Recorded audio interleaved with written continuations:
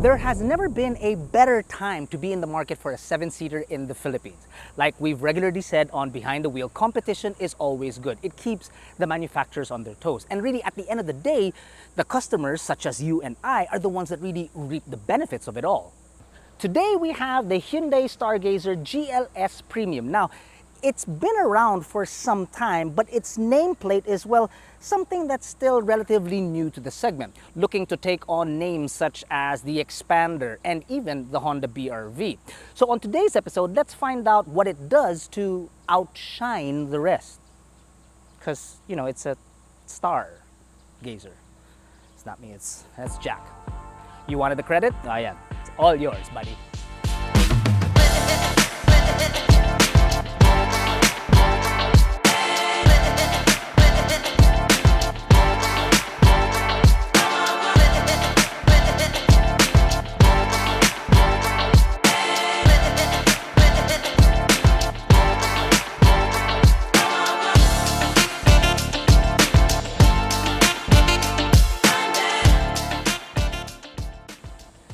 Now, we've actually covered the Stargazer on our AutoDeal YouTube channel quite extensively with our in-depth walk around, talking about the features that it comes with. But now, after spending a little time with it, we want to figure out and tell you what it is that we like and what we dislike, and also how it compares up against the competition. Let's start with the exterior, shall we?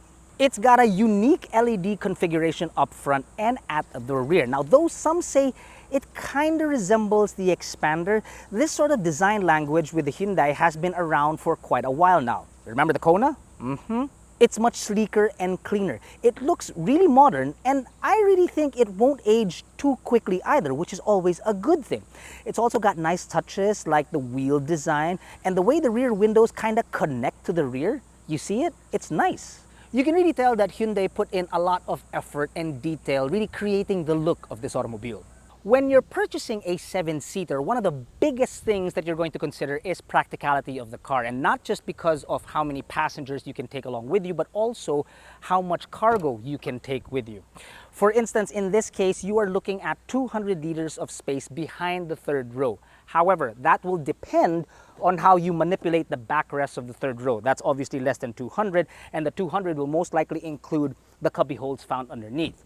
One thing I love about the Stargazer, however, is that when you do fold the third row, it is completely flat, which will give you over 580 liters of space. And then even more so when you fold the second row, you can get as many balikbayan boxes in there as your heart desires. And what's nice about it too is that all of it is flat, from the lip all the way to the back of the driver and the passenger, which means heavier items, you can push it all the way in. Another thing for practicality is that there is a 12-volt socket found, where is it? Right here. Now, you may think that that's basically just to charge items like laptops and iPads and phones and whatnot for the third row. But truthfully, that can also be used for those coolers that you need to refrigerate items with, like if you're going to the beach and you want to make sure that you have cold beer by the time you get there. It's very, very important. Also, more with practicality, there are bottle holders on either side for the third row passengers. There are more bottle holders on the door cards of the second row. You've got 3 on each door, and even 3 more when you get to the driver and to the passenger.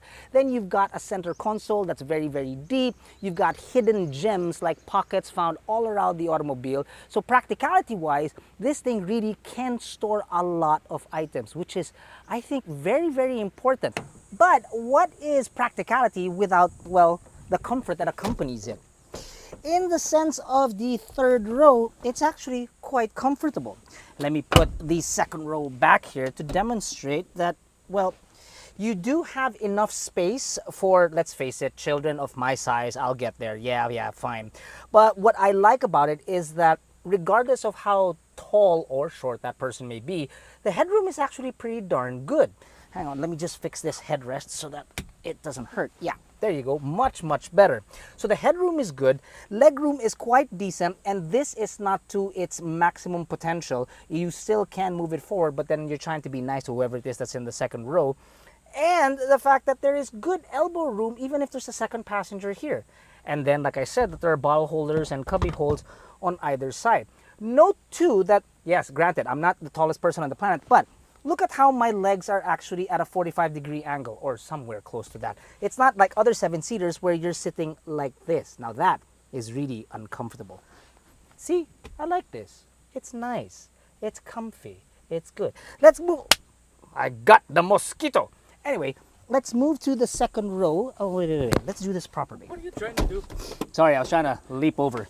Like a frog, one would say.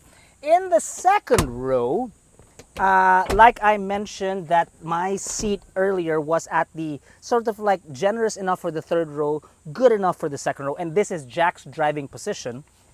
Putting myself here. Yep, comfortable, can be, no issues. Even if I were in traffic, I wouldn't have a problem sitting back here, giving enough space for the person at the back. Yes, I like it. Now, I can, if there's nobody behind me, obviously I can move backwards because the car, or rather the seats, are actually on rails. And then it gives you that much more room, even with Jack's driving position. And then as a bonus back here, if you want to feel senor and whatnot, you also have a tray. You can put your phone there. Where is my phone? Yeah. You can put your phone there and a cup. Not a bottle, because I don't think that'll fit. But a cup, no problem. Back here also, you do have two USB charging points found here in the center, which is good. Your air controls up on top with your vents up on top as well. And look, if you thought that the headroom in the back was good, look at this. Yowza! Comfort does continue in the driver's seat in the sense that when you're driving on a long stretch, you like kind of rest every once in a while with your right elbow here on the center console and then your left elbow here on the door. They're soft. They won't give you red elbows. You know that feeling, right? So that I like. Tech, you've got an 8-inch touchscreen infotainment system that has wireless Apple CarPlay and Android capabilities that I like, and then also wireless charging found down here, which you can fit large phones such as mine. The steering wheel feels good to the touch, not the best of leather, but nonetheless it feels good to the touch. So does the dash, certain portions of the dash and the brushed aluminum that you will find inside the automobile. Switches, rather dials like the air control, although not automatic, it feels good to the touch. Much like the air vents too, they have a very good resistance to them. It feels very premium. You don't expect to find these things inside an MPV. More like you'd expect them to find it in a crossover.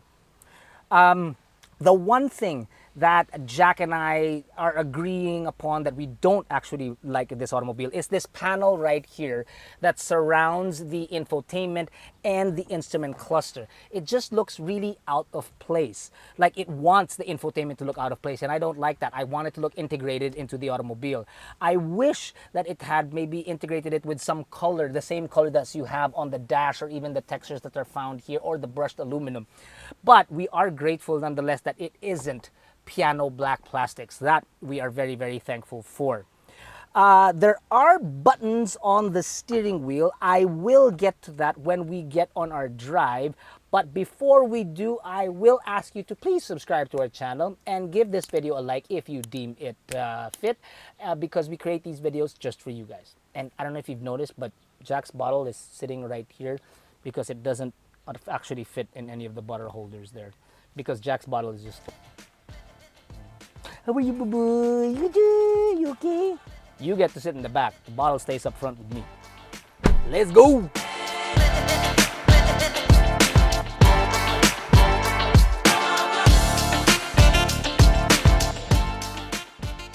So on the steering wheel, on the left-hand side, you've got your buttons for your infotainment. You can control your audio there and whatnot. On the right-hand side, you've got your driver aids. A lot of them actually, which include cruise control as well as your lane keep assist. Now, with lane keep assist, if you're unfamiliar or have never been in an automobile with this type of technology, what it is that it sort of like nudges you back in your spot when you're driving down the highway, because it senses the lanes on the right and on the left, and if you veer a little bit off, it sort of like moves you back into play.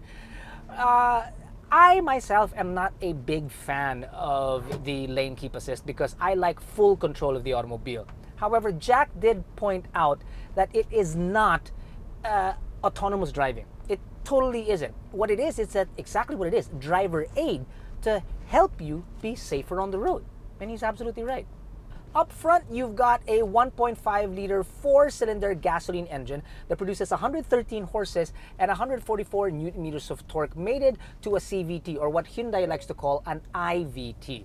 Now, we have made mention in the past that there are some automobiles that could execute their CVTs a little bit better. And there are some that we pointed out also that they do execute it well. And I'd like to say that in this Hyundai Stargazer, the CVT, or IVT as Hyundai likes to call it, is done very, very well. It works very, very well.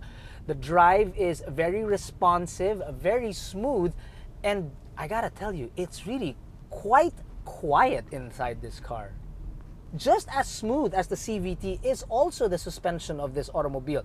Now, whether it's Jack and I only inside the car or with the full complement, you're really not bouncing around in the car at all. And there is no knocking at all that you hear. It's quite comfortable. It really feels like it drives more expensive than the car actually is. It's strange, but good.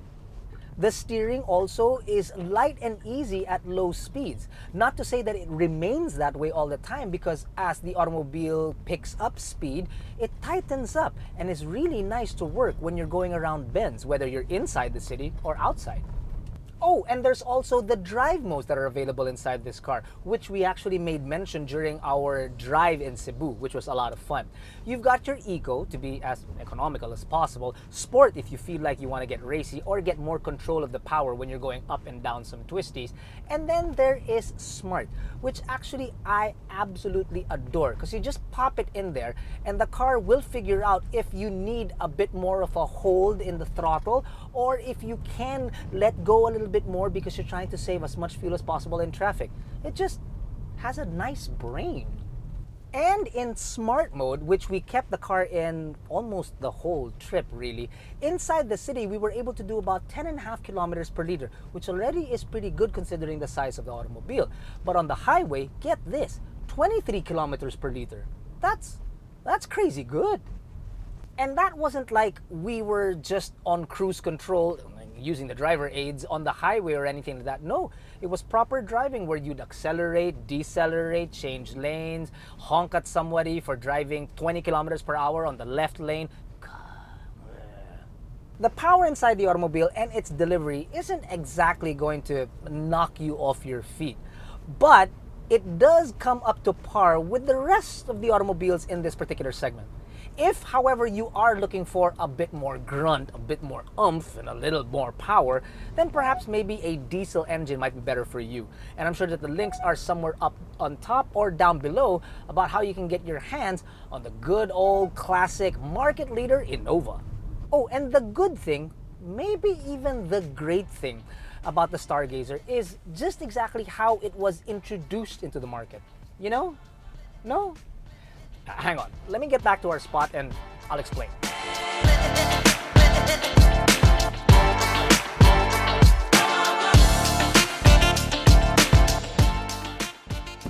The Stargazer entered a very competitive segment when it was introduced back in 2022. And the beauty about it is that Hyundai actually equipped the Stargazer very well enough so it will see eye to eye with the competitors out there and at some point even outshine them. Like for instance in the interior, it just feels a little better. It feels a little bit more special. The exterior is actually very good. I don't think it's going to be dated anytime soon. The engine is very fuel efficient. The suspension and the ride quality is actually very good. When it's just Jack or I, it's good, but what more so if the car is fully loaded. If you yourself are thinking about getting yourself a Stargazer, now this GLS Premium is available at 1,288,000 Philippine pesos, which if you head on over to AutoDeal.com.ph, there is a button there, the Get Quote button, which will bring you that much closer to this automobile as quickly as you can say that you will shine like a superstar. That's Jack. That's all Jack. That's Jack.